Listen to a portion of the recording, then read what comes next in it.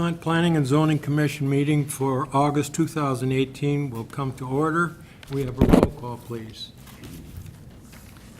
Commissioner Sharp? Here. Absent. Commissioner Thomas? Here. Commissioner Bartell? Absent. Commissioner Lavoy? Absent. Commissioner Carmichael? Here. We have a quorum. Thank you. Will you stand with me for the pledge, please? I pledge allegiance to the flag of the United States of America and to the republic for which it stands, one nation, under God, indivisible, with liberty and justice for all. And while you're standing, we will have to be sworn in if we're going to be testifying tonight. So do you swear that the testimony you're about to give is truth, the whole truth, and nothing but the truth, so help you God? Okay. And please silence all electronic devices, phones. And have you signed in? Yes. Both of you signed in? Okay, great. First, we'll have the minutes. You've gotten a copy of the minutes. Are there any additions or corrections? If not, call for a motion on the minutes. So moved. Second. Motion by Commissioner Thomas, second by Commissioner Sharp. Roll call, please. Commissioner Sharp? Yes. Commissioner Van Buren? Yes? Commissioner Thomas? Yes. Commissioner Carmichael, yes. Okay, is there anyone here tonight to speak on anything other than what's already on the agenda? If not, the way the public hearing will go is that we'll first allow you to state your case. We'll then listen to staff and their comments on it. And then we will open it up to the public. And after we do that, then we will open it up to each of the commissioners to have their questions and comments before voting. Okay. So if you'd like to take the podium. And before he does, do you mind announcing what the item is as written on the agenda, Yes, please? that's right.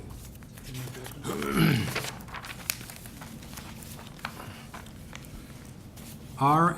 Logan and M. Morano regarding the property located at 509 North Warwick Avenue, Westmont, for 1A zoning code variance request to allow the creation of two lots with substandard lot widths in the R3 single-family detached residence district, and B, preliminary plat of subdivision request to split one lot into two buildable lots in the R3 single-family detached residence district.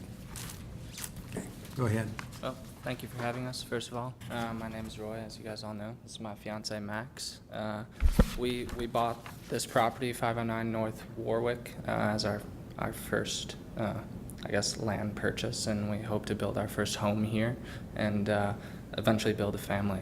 And our intent before building it was that we can split it into two, and in the future build on the second one and sell it.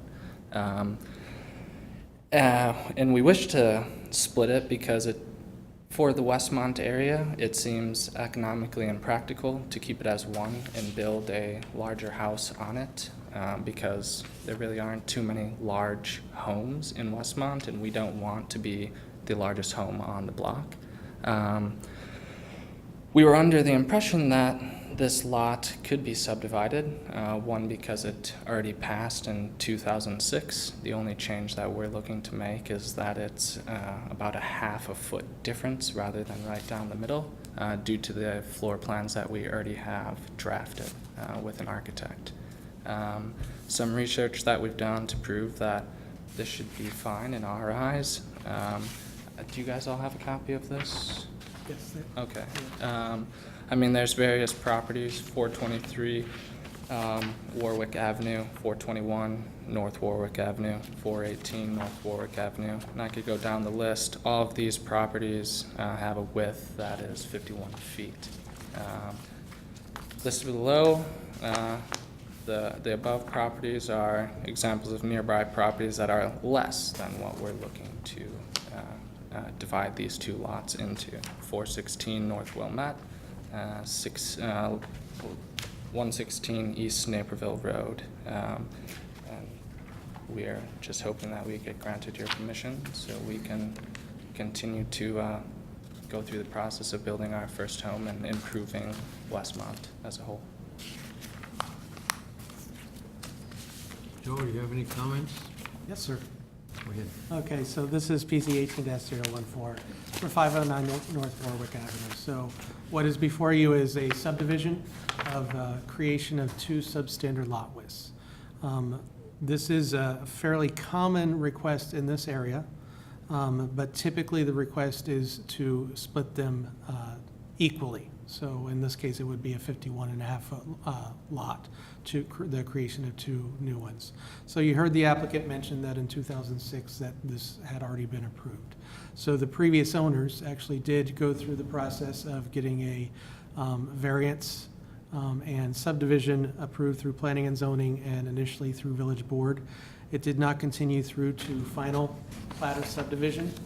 And the applicant is here before us because they have changed the request at this point.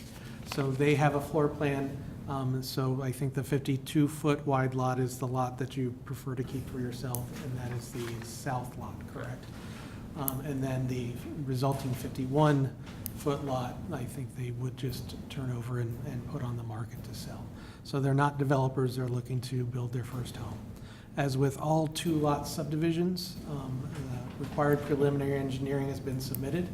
That typically requires both the public improvements, which the engineers have said they would take cash in lieu of, so that's your street widening, your sidewalks.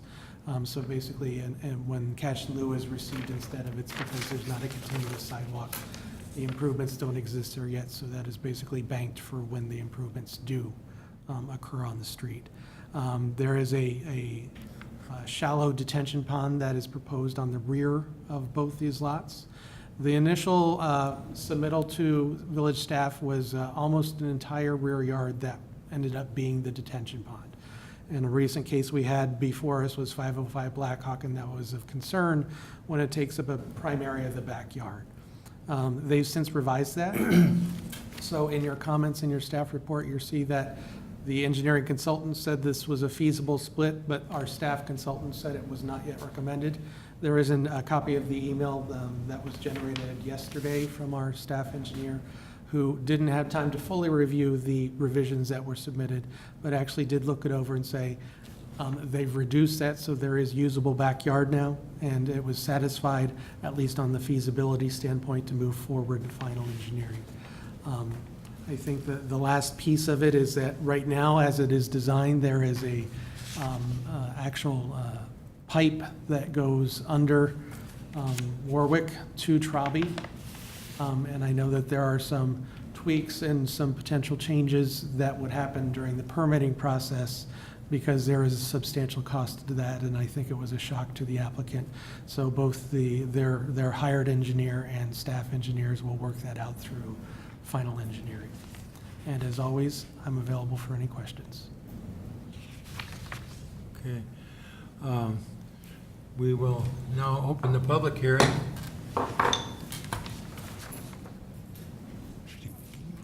Identify yourself, your address, and have you signed in?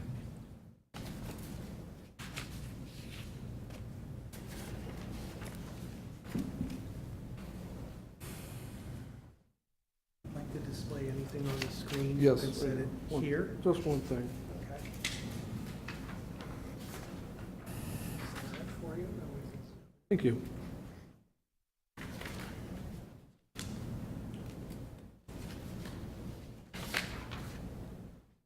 This one, and these are just pictures I want to get you aware of. Thank you. My backyard and surrounding backyards.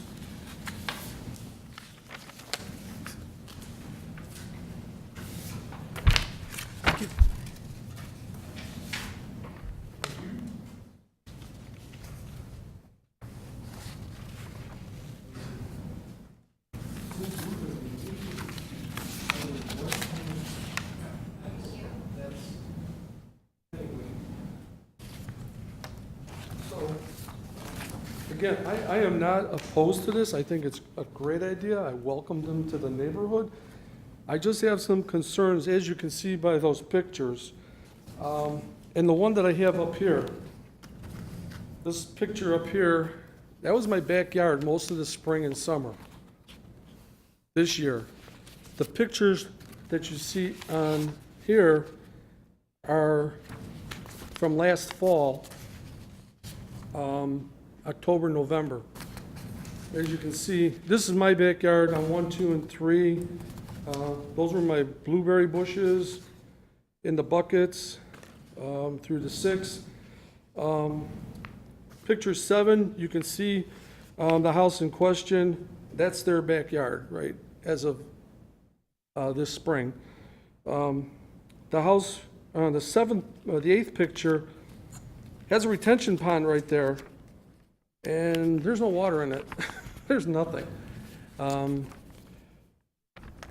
the 9th picture is also some more of the water that's in my backyard, which proceeds to go to the north. The 12th picture is a picture of the backyard of Grace, our neighbor directly to the north. That's her backyard. The 13th is the same, is her backyard also. The next picture with the garage in it is our neighbor's 2 doors to the north. And this is how our backyards were this year until probably late May, June. I have a large garden back there that's 28 by 28. I couldn't even get into it. It was ankle deep in water. So all I'm asking is that when they do their retention pond, they make it so all of us can maybe get some of this water out of our backyards. When PageMark built the homes directly to the north back in the early 90s, and they graded up the property, and you can see that in that one picture, you can see the retention pond back there has no water in it. When they graded it back to the fence between my house and Grace's house, and it's about that much higher. And then it's butted up. So when the water comes in. So you're saying to the north of your home or to Yes. the north To of the- I'm sorry, to the 509? north of my home. Okay, so when they built 513, and they graded it, and they put that retention pond in for those 2 homes, they graded it so high that when the water comes in, there's a barrier there, it kind of blocks the water from going anywhere, so it kind of comes off of their property, the applicants, comes to our property, and it takes, like I said, 2.5 months for that water to dissipate. This was early this spring. You see the ducks swimming in my backyard. So we're just asking that when it's graded, it's not graded higher than our property, or if there's maybe some way that they can put a drain back there so when it does rain, some of our water can go into it. I don't know. I'm just asking that it could be looked at.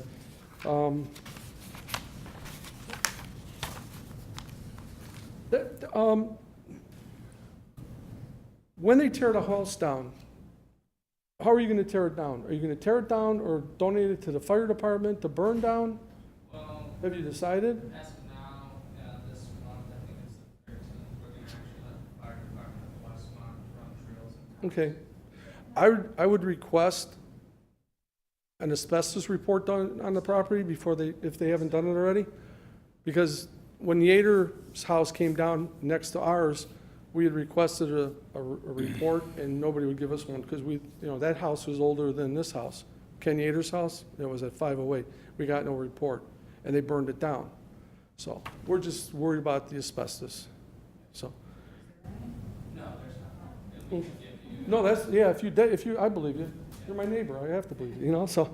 That's all I have concerns that I've talked to a couple of village trustees about this, and they said, we'll look into it. I had Noriel out at my property numerous times to show him all the flooding. He made some suggestions about running a pipe down the side of my property, putting a drain back there and running it all the way out to Wilmette, and they would put a catch basin in there, but I've got 300-foot deep lot. I could never do it. It would cost me too much, and all my vegetation, all my trees, all my blue spruces, they'd all have to be dug up. So I'm just looking for some relief, so me and the neighbors to the north and south of me can enjoy our backyards, because until June, we couldn't even do it. So that's all I'm asking. When they look at the engineering, they do the stuff. Oh, I gotta sign this too. Joe, do you have any response to that? Well, without the engineers here, I can only do the best that I can to my ability. Typically on these two lot splits, they explain that the engineering that is being done will not create any worse effects than what exists there now. Now, as to improvements, I can only assume that it will be improvements, that these lots were contributing to what's resulting in everyone's backyard. Like I said, they have piped it all the way out to Warwick, and then they actually are looking at piping it all the way to Trobby. So the engineer that designed this knows it's actually Kim Nickel, who used to work for the village, actually mapped all the low depressional areas. This is a low depressional area. It is basically where all the water collects in this block. It was an area that used to be in the moratorium build zone and restricted to 30%. So it is a known sensitive area. So I have to trust that the engineers, since they did give a preliminary feasibility that this is a good thing, that they will be looking at the best result for not just these lots, but if there can be improvements that benefit other lots as well. So technically, he's responsible for the water that would be coming onto his lot after he builds, so that it would not be any different or any worse than when he began the building? Or are you also looking for remedial action for the neighborhood? My understanding, I'll John chime in on wants to that. interject. With the subdivision, the engineering's only going to look at that lot. It's not going to look at neighborhood-wide problems and try and solve problems for the neighborhood. No village code or county stormwater code requires a single lot subdivision to solve the problems for a neighborhood. So what they're going to do is retain the water on site and release it either into a public storm sewer or release it the way the water naturally flows at a rate that is equal to the current runoff rate, but no more. So there will likely be more impervious surface on these two lots, but they have to retain the water and release it in such a way that it doesn't adversely impact any of the surrounding properties. Typically, we find out that detention like is being proposed actually improves the condition of surrounding properties because you don't have sheet flow over the backyards. But if this property is in a low depressional area, the lowest depressional area of the neighborhood, it's actually not causing the flooding, it's the recipient of all the flooding. So their challenge is to get the water off the property, not so much stop water from going onto other people's property. But to your question, can they help? Will this subdivision help you, sir, with the problem in your backyard? It's not going to be engineered to help your backyard, but it will be engineered in a way that conditions will not be worse. And in fact, by retaining water on site, your backyard may get a little better.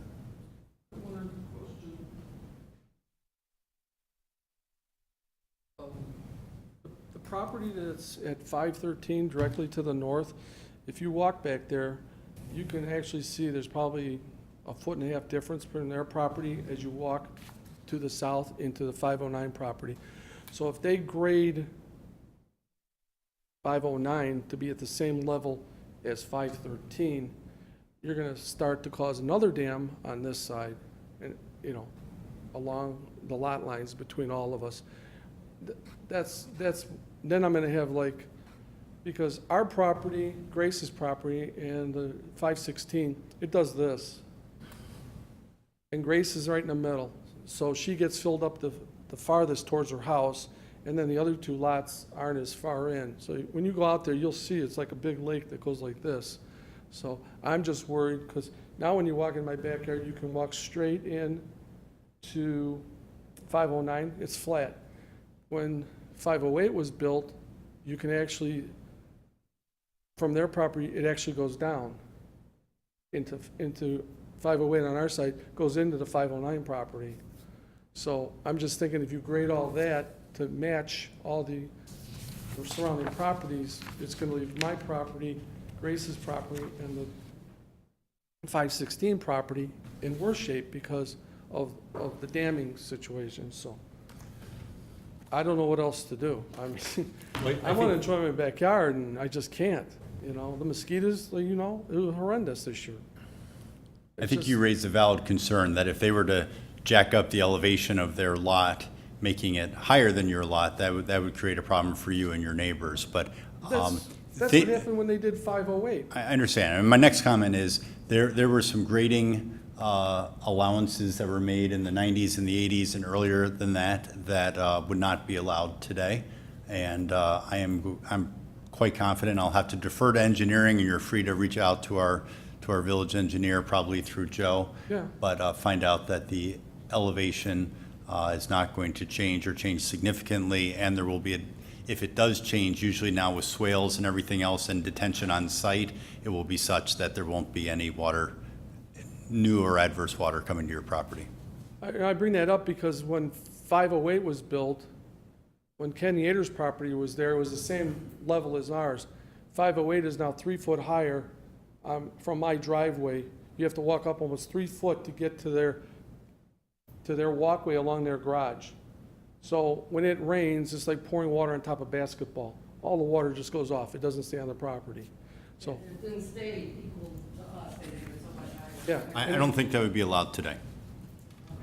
Wish it would have been back in 2005, because I fought it with engineering and with James Long, who built the property. And, oh, no, it's too great, but we actually found an error in the sidewalks, and they had to drop the sidewalks on that property 6 inches, because now when you walk off of my property, you walk uphill to 508's property and across and then down again on the Carolyn's property to the south. And it was gonna even be worse. So errors do happen, so I just worried about the water, so thank you. Okay, thank you. Thank you. Anyone, do you want to speak also? Okay. Thank you. Okay. I'm Joanne. We'll close the public hearing. I'll take my ducks. Okay, well, comments, would you like to start, Commissioner Sharp? Sure. I think it's a pretty straightforward request to subdivide, and as you testified, it's already been approved once with the slight change of being equal versus not, but I think that's the part that concerns me, just because it seems like you're saying that your architectural plan needs 52 feet, and you can't live with 51 feet, 6 inches, but you need the other lot to do that. And I think that since both of these are substandard lots, it would be right and fair to make them equal for the future occupant. That's just my thought. I didn't understand what you meant. I just think they should be equal. I think that if you're going to subdivide in a some substandard fashion, you should give. There shouldn't be a cast-off lot. There shouldn't be a throwaway lot. It should be an equal proposition, I guess is Well, my. we have, throughout Northeast Acres, we have numerous lots that, instead of being 103, that are 100, and so you got 250s. There's probably more of those in there, are the uneven. Yeah, my problem, and I think that I think the subdivision fits the neighborhood in general. I mean, But you don't like the idea if it's unequal? right. I mean, months back, we had a situation where there was I'm calling it a cast-off lot. There was a lot that was by far substandard in width, and it had to get a couple different variances just to build a house on that, because there wasn't room for a driveway on the side. Now, that's not the case here, but I think the point still stands that I don't think that we should have a cast-off or a subpar lot. I think they should both be equal lots. Well, it would be, even if you split it equally, you'd still have the same identical problems. It's a 1 foot difference, right? Yeah. 1 foot.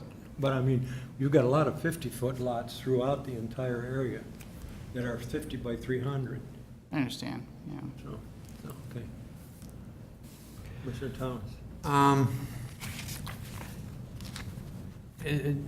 In regards to your concern, I understand your point, but it's going to be they have the plan that calls for this, and it's going to be up to them to sell the smaller lot. Eventually, that's what you're looking for.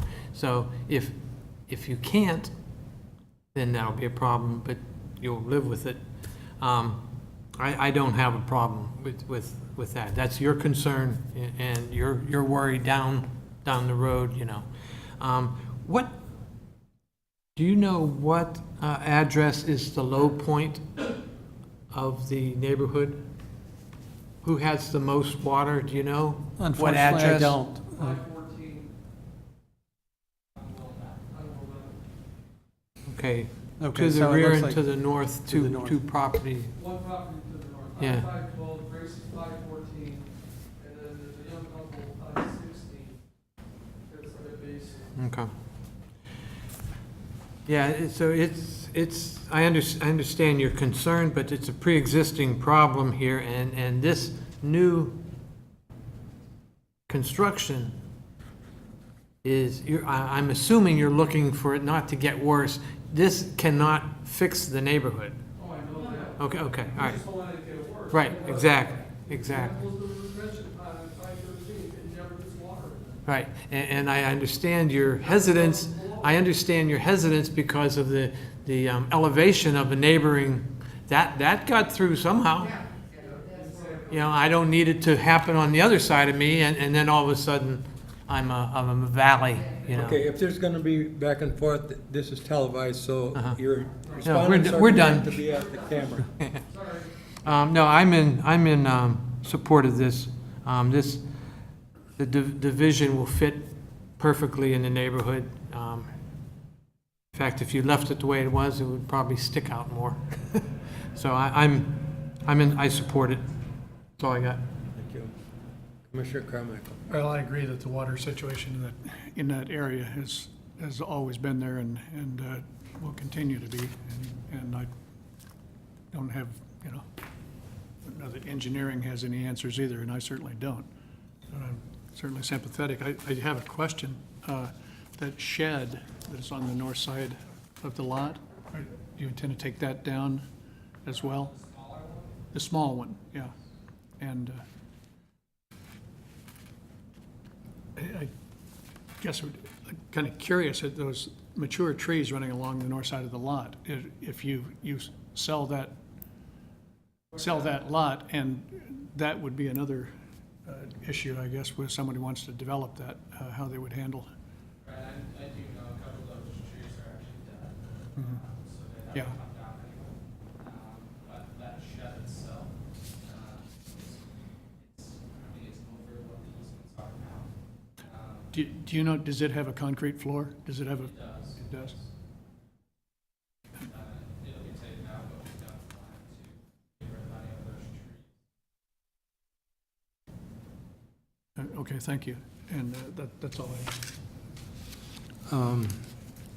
When you started this procedure, you probably didn't expect you were going to get all these problems with the water, did you?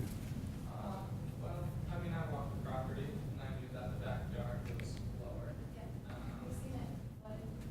Yeah, Okay. and we're well aware, and we're Okay. gonna put two sump pumps in our basement regardless.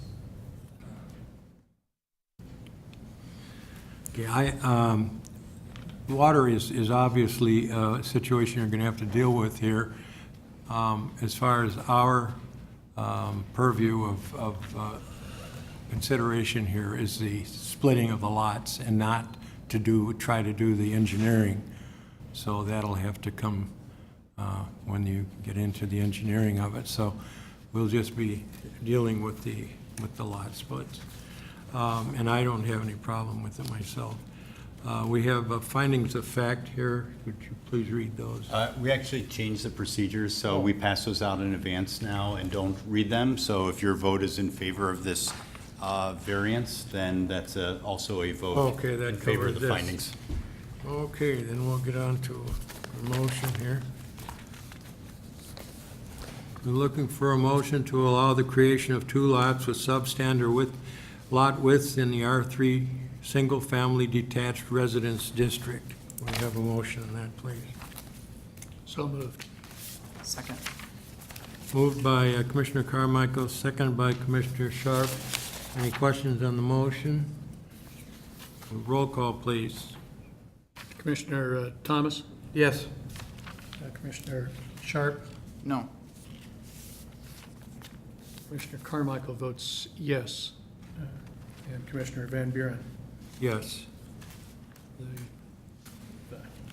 Three And- yes, one no. Okay, and then we have preliminary lot, plat of subdivision request to split one lot into two buildable lots in the R3 Single Family Detached Residence District. Motion on that.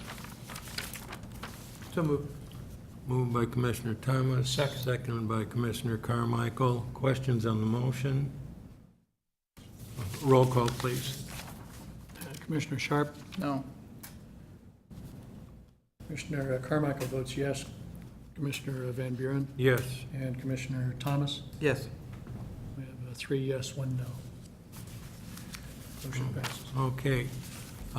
You have a positive vote from this board, and you will be going next before the village board, and Joe will tell you when that meeting will be. Okay, is there anything else on the agenda for tonight? If not, we'll call for a motion to adjourn. So moved. Second. All in favor? Aye. Aye. We're adjourned.